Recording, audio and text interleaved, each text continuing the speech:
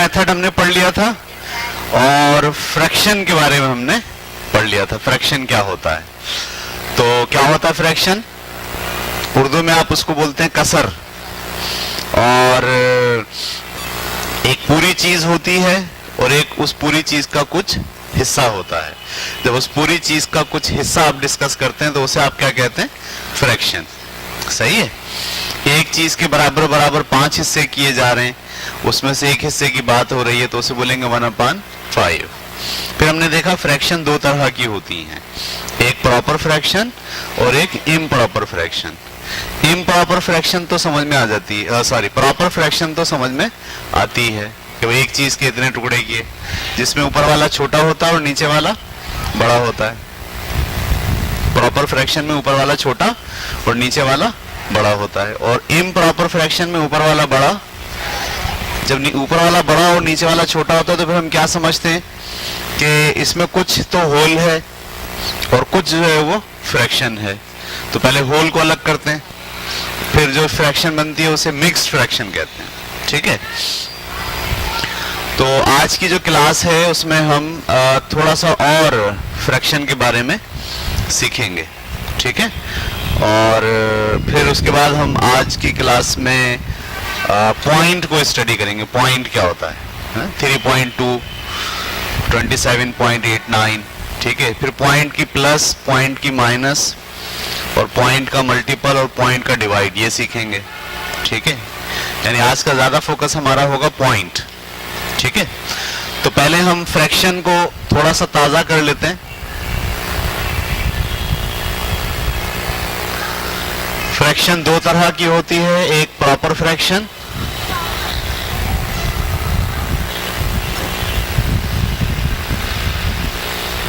और एक improper fraction.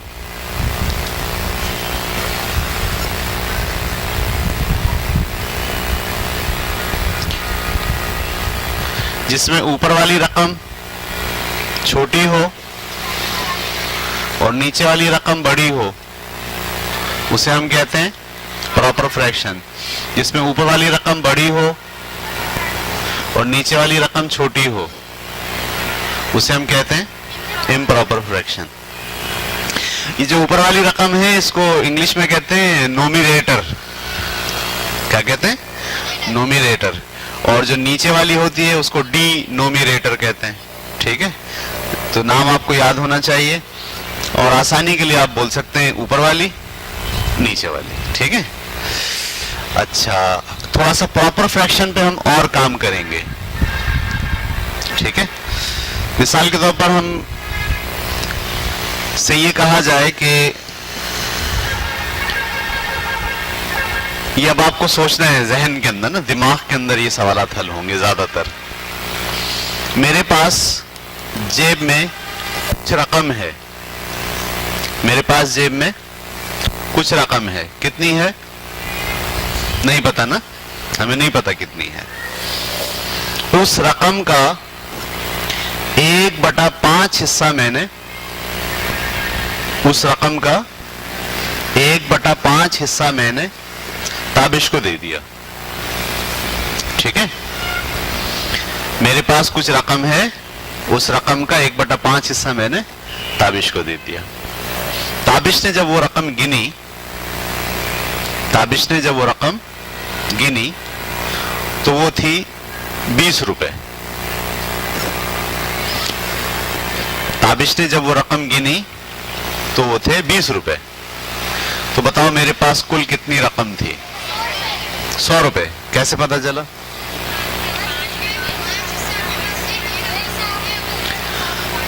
Very good. जब मैंने कहा कि मैंने ताबिश को 1/5 हिस्सा दिया है, कितना दिया है?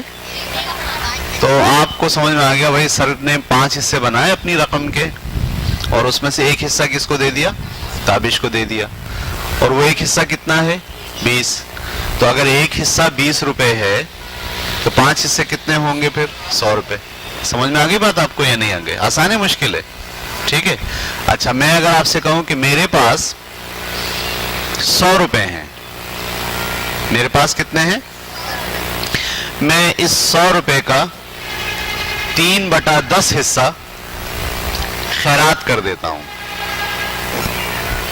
उस रकम का 3/10 हिस्सा खैरात में दे दिया मैंने। बताओ मेरे पास कितने बचे? 70 बचे। सब समझ पा रहे हैं ये बात? कैसे बचे 70? जब मैंने कहा मेरे पास 100 रुपए हैं, आपके जहन में 100 रुपए आ गए, मैंने कहा उसका 3/10 हिस्सा, आपने फौरन क्या सोचा कि सर ने इसके 10 हिस्से बनाए और इसमें से 3 हिस्से खैरात कर दिए, ऐसे ही है ना? तो जब वो 10 हिस्से बनाएंगे तो एक हिस्से में कितने रुपए आएंगे? 10 रुपए, ठीक है। और जब 3 हिस्से खैरात कर देंगे तो कितने रुपए खैरात हो जाएंगे? 30 रुपए खैरात हो जाएंगे। तो बाकी कितने बचेंगे? 70 रुपए। समझ में आ रहा है? कि जहन में आपको पता होना चाहिए कि जो बात कही जा रही है वो क्या है, ठीक है। मैं एक बांस खरीद के लाया, सवाल है अभी आपके पास, मैं एक बांस खरीद के लाया, सही है। उस बांस का खरीद के लाया मैं, ठीक है। इस बांस का 1/8 हिस्सा जमीन में मैंने गाड़ दिया। झंडा लगा रहा हूं मैं, दरअसल पाकिस्तान का झंडा लगा रहा हूं, तो मैंने 1/8 हिस्सा जमीन में गाड़ दिया, ठीक है। ऊपर जो है, ठीक है, ऊपर जो है वो 35 फीट बांस ऊपर निकला हुआ है। कितना बांस निकला हुआ ऊपर? जमीन में कितना गया है?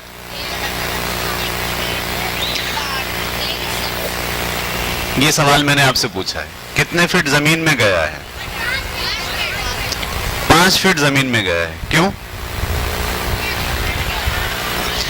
देखो, मैं बांस खरीद के लाया, मैंने उसका 1/8 का मतलब मैंने सोच लिया कि इसके 8 हिस्से मैंने बनाए और एक हिस्सा मैंने जमीन में दबा दिया। तो बाहर कितना निकला हुआ है? 7 हिस्से निकले में बाहर। एक हिस्सा अगर जमीन में चला गया तो ऊपर कितने निकले में? वो 7 हिस्से में कह रहा हूं 35 हैं। अगर वो 7 हिस्से 35 हैं तो एक हिस्सा 5 है, तो इसका मतलब एक हिस्सा जो जमीन में है वो 5 है, तो 5 वहां है, 35 बाहर है। टोटल लेंथ कितनी हो गई? 40। समझ में आ रही बात? यानी जो बातें बोल रहा हूं मैं फ्रैक्शन की जबान में, आप उस बात को समझ पा रहे हो? गुड, ठीक है। एक आदमी का इंतकाल हो गया, एक आदमी का इंतकाल हो गया, उसके पास जो जायदाद थी वो थी 50,000 रुपए। कितनी थी? 50,000 रुपए। इस 50,000 रुपए में से उसकी बीवी को मिला 1/5 हिस्सा। उसकी बीवी को कितना मिला? 1/5 हिस्सा। मिलेंगे फिर 10,000। क्यों?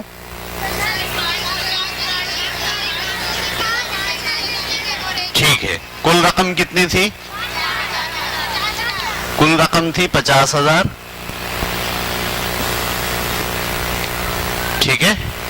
बीवी को आपने कितना दिया? 1/5। मालूम कैसे करते हैं? आप 50,000 को मल्टीप्लाई कर दें 1/5 से, ये है तरीका। तो 5 1 जा 5, 5 10 जा 50, क्या बन गया? 10,000। तो बीवी का हिस्सा कितना आ गया? 10,000। सही है।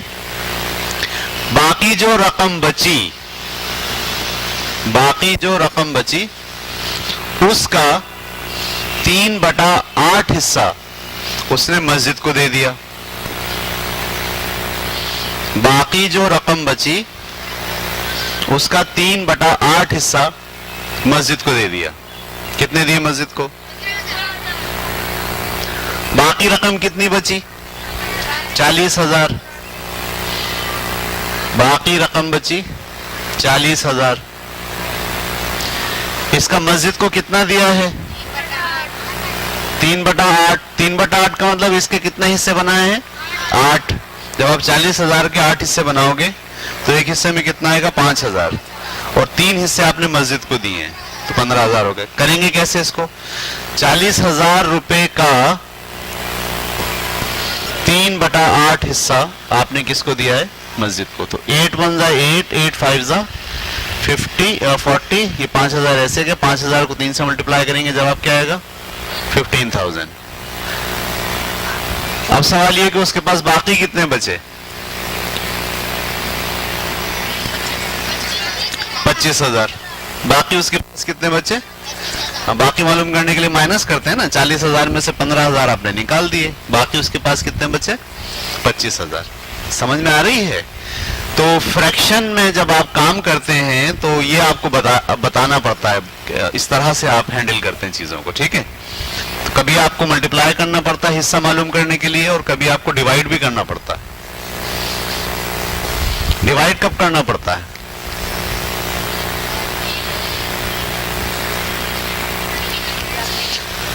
सही है, ज्यादा की कीमत पता और एक की मालूम करनी तो डिवाइड करना पड़ता है। मैं आपको कहूं 40,000 का 2/3 कितना होगा, आपको 40,000 को 2/3 से मल्टीप्लाई करना पड़ेगा, ऐसे ही ना। मैं आपसे कहूंगा 1 लाख का 4/6 कितना होगा, आप 1 लाख को 4/6 से क्या करोगे? मल्टीप्लाई। 4/6 का मतलब ये है कि उसके 6 हिस्से बनाए गए थे और उसमें से हम कितने हिस्सों की बात कर रहे हैं? 4 हिस्सों की बात कर रहे हैं, ठीक है? अच्छा, मेरे पास कुछ आलू में खरीद के लाया, मैं आलू वाला हूं, सही है? मैं क्या खरीद के लाया? आलू। इस आलू का मैंने उसको छांटी किया।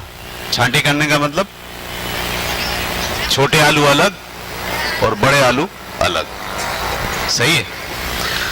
तो जो बड़े आलू थे,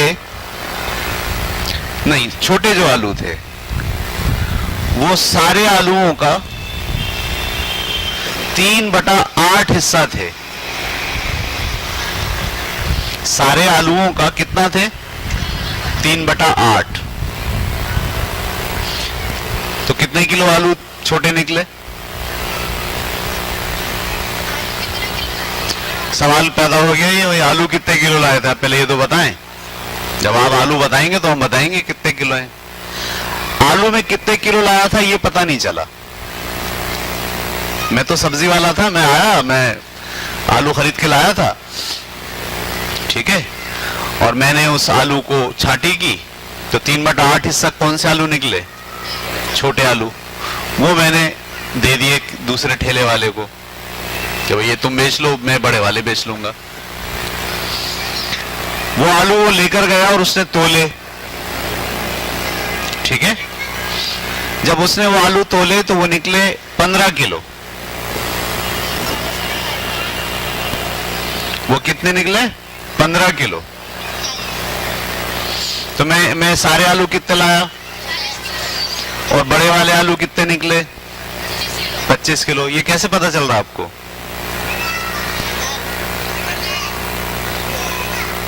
तीन बटा 8 आलू कितने हैं? 15 किलो हैं। समझ में आ रही बात आपको? तो जब आपको कुल ना पता हो बल्कि हिस्से वाले आलू पता हो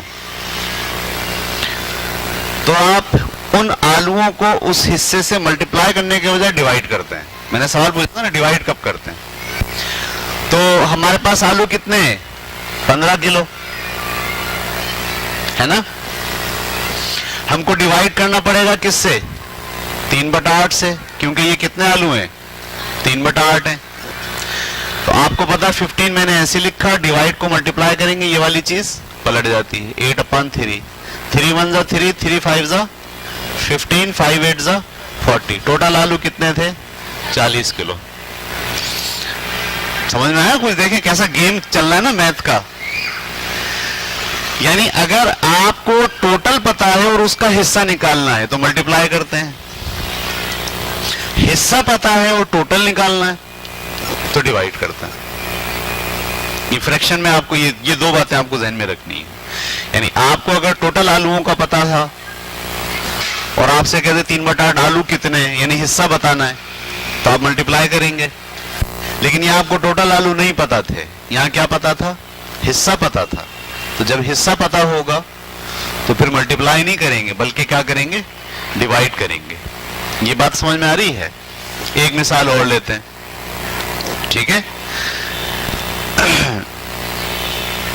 कीनू का मौसम चल रहा है ना, तो एक फ्रूट वाला कीनू खरीद के लाया बहुत सारे, ठीक है। कितने लाया ये नहीं पता। जब वो लाया उसने पेटी खोली और लगाना शुरू किए तो कुछ कीनू खराब भी निकलने लगे, सही है।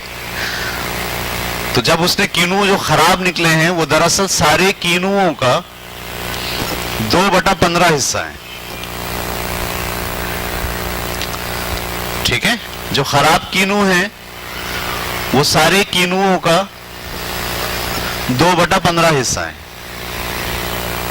जब वो उसको तोला उसने खराब कीनुओं को, जो 2/15 हिस्सा है, तो वो निकले 22 किलो।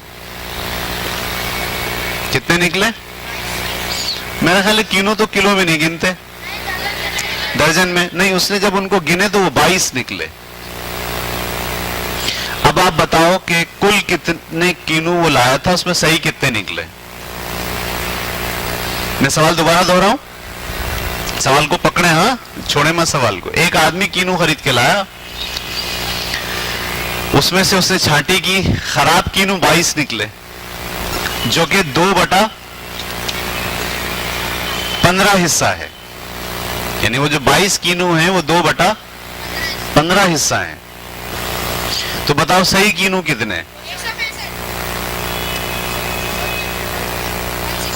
165। कैसे पता चला है आपने? हाँ, यहां आपको क्या करना, मल्टीप्लाई करना है या डिवाइड करना है? असल में वैसे अगर इनमें सोचो तो 2/15 यानी 2 हिस्से, 15 हिस्से बनाए, उसमें से 2 हिस्से की बात हो रही है। वो 2 हिस्से कितने? 22। तो एक हिस्से में कितना हो गया? एक हिस्से में कितना हो गया? 11 कीनू। 11 कीनू हैं एक हिस्से में। अच्छा, सही कीनू कितने निकले? 13 हिस्से सही हैं, तो 11 को 13 से मल्टीप्लाई करेंगे तो जो जवाब आएगा वो। अच्छा, यहां जो केस है उसमें आपको क्या दिया हुआ है? खराब कीनू दिए गए हैं 22, उसका हिस्सा कितना है? 2/15। ऐसे ही है ना। टोटल कितने कीनू है ये आपको नहीं बताया, तो जब आपको टोटल कीनू नहीं पता होता है तो आप क्या करते हैं? डिवाइड करते हैं। तो मैं डिवाइड कर रहा हूं, 22 अपॉन, डिवाइड को मल्टीप्लाई करेंगे ये चीज पलट जाएगी। 2 1 जा 2, 2 1 जा 2, 2 1 जा 2, 11 को 15 से, 11 5 जा 55, 11 1 जा 11, 165। टोटल कीनू कितने हैं? 165। मैंने सवाल ये नहीं पूछा था टोटल कितने हैं, मैंने पूछा था सही कितने हैं।